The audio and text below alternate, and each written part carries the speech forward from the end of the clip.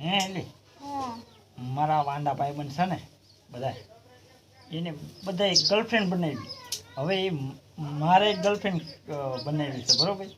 તો હવે એ તપેલામાં બનાવાય કે પછી કુકરમાં બનાવાય? કેમ? હવે ઈ તપેલામાં ન બને ને કુકરમાં ન બને. તો હવે ઈ તો કોઈક ગામડા હોય સિટી હોય એમાં બને.